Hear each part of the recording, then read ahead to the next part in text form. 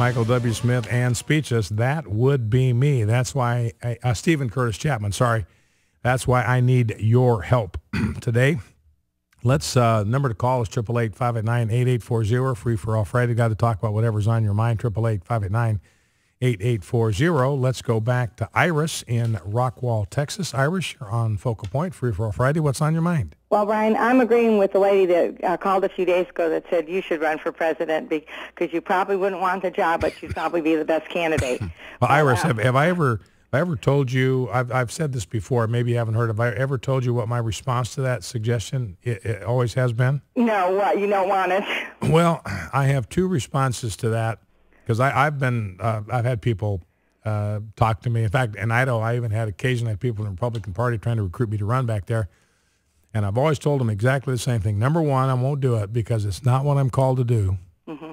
And number two, I wouldn't live long enough to run because my wife would shoot me the minute I declared for office. So. Well, what I wanted to tell you But it's a nice thought. What I wanted to tell you was that I was in Michigan a few weeks ago to see my family, and my stepson is a small businessman, and they live 30 miles north of Detroit in a suburb farming community, and he is being hurt so bad in his business by Obama and the tax he pays.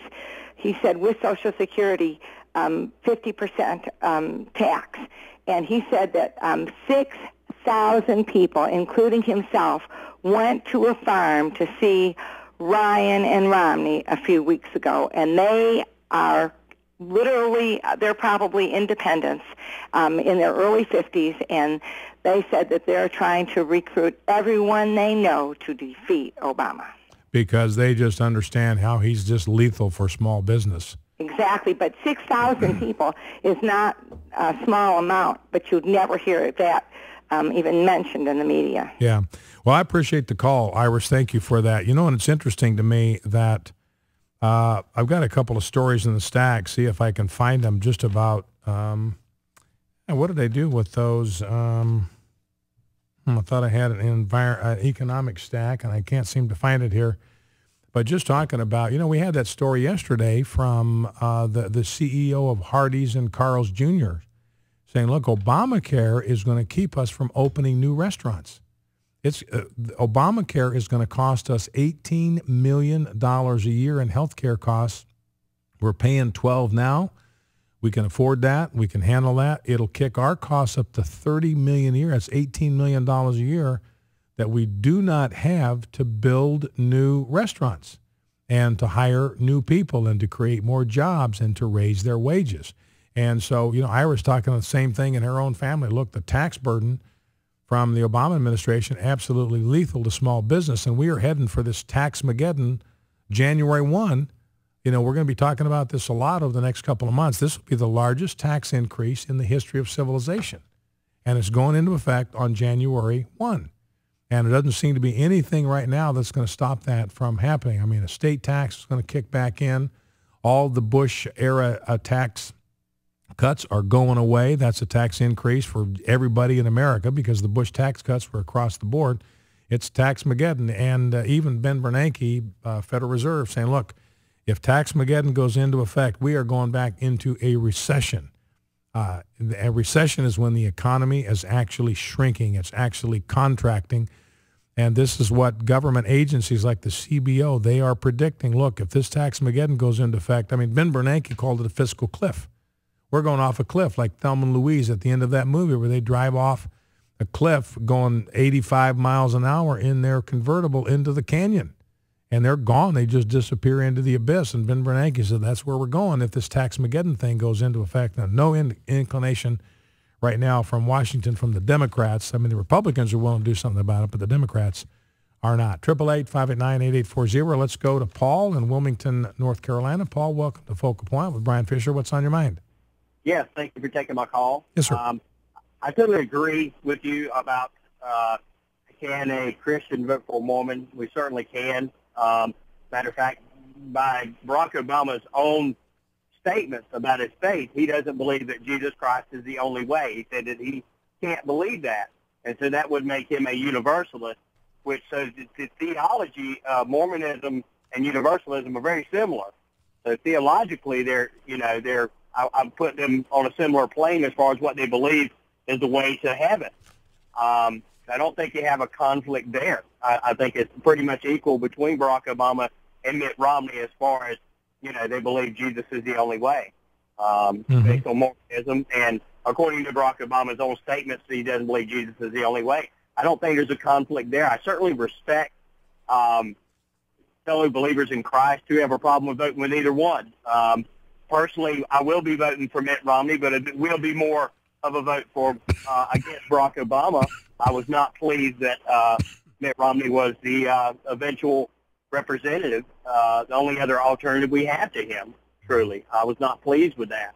But I do think he would morally and have more financial, more physical responsibility than Barack Obama would as far as a leader.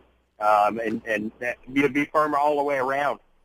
I don't think he's by far the lesser of two evils. I think more than that is Barack Obama's continued attack against Christianity, regardless of what he says. You're, as my grandmother used to say, proof's in the pudding. And, we see his actions speak against. He says he's in support of Israel. He shunned Benjamin Netanyahu, actually put his feet up on his desk, showing him the bottom of his shoe. In that culture, that's an insult. And the Muslims knew that, so he's been a failure in every aspect of his leadership, in every way. It's interesting, Paul, I mentioned this in the column that I wrote, this lesser of two evils business. And, of course, I've said before that, my counsel to a Christian that asked me if it's a choice between the lesser of two evils, what should a Christian do? And I said, well, a Christian ought to vote for less evil. I mean, that's a pretty straightforward answer.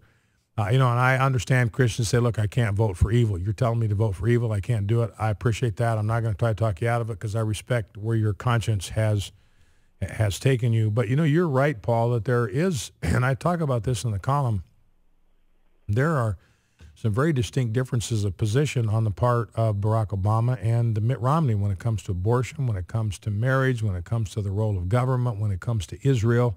And you alluded to that, Paul, the difference between the way Barack Obama treats Israel and the way Mitt Romney has spoken, at least of Israel, and I believe will treat them. So it's not as if there are not clear choices that we are offered between these two candidates. All right, Paul, listen, thank you for the call. I appreciate that. Let's go to Susan in Warner Robins, Georgia. Susan, you're on Focal Point with Brian Fisher. What's on your mind? Yeah, I wanted to let you know that I would not vote for Obama if he was the last person on earth. My vote's going to Nick Romney because he's wanting to repeal the health care thing that Obama's trying to put out there. And I want to tell Obama that he needs to stop trying to intimidate Hobby Lobby because that's where I get some of my arts and crafts and my beads and stuff from. And if he tries to make them go out of business, I can't get my arts and crafts supplies. Mm-hmm.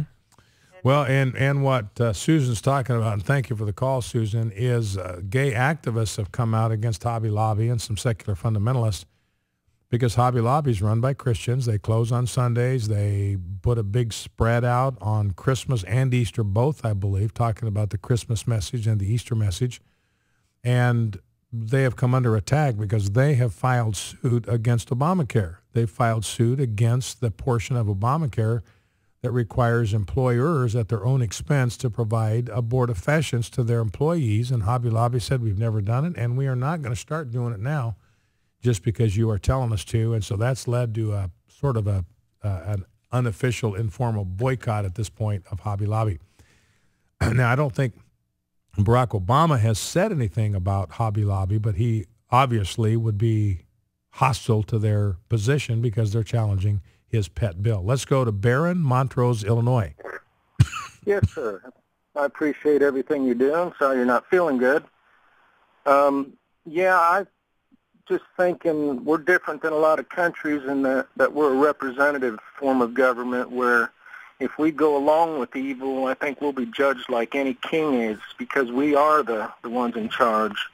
And, we cannot vote for somebody that's for killing babies and for the gays, why you can't make somebody do right in the same instant, they're not wanting to just do their own thing. They're wanting to make other people do what they want. And, you know, what a lot of people don't realize, what if they were out in a drive and everybody died but their children, somebody gay could come and adopt that grandchild or child just because they let them have their way. Yeah. And, you know, and people working with people they didn't agree with all the time. I think about Mordecai. You know, he told a king, you know, that somebody was going to kill him, and he probably realized that somebody worse was going to come in. And that king wasn't a Jew. He wasn't, you know, of their religion. And, you know, we got to stand for what's right.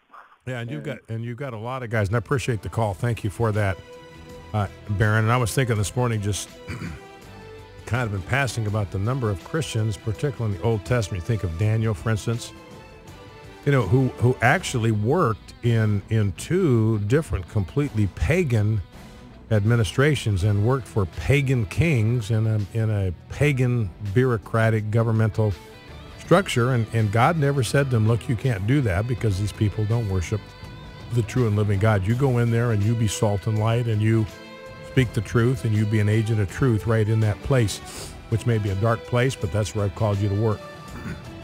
Well, that's it for the first hour of Free for All Friday. 888-589-8840 if you want to join the program in the second hour. Brian Fisher's my name. The program is Focal Point. We'll be right back after the news break with more.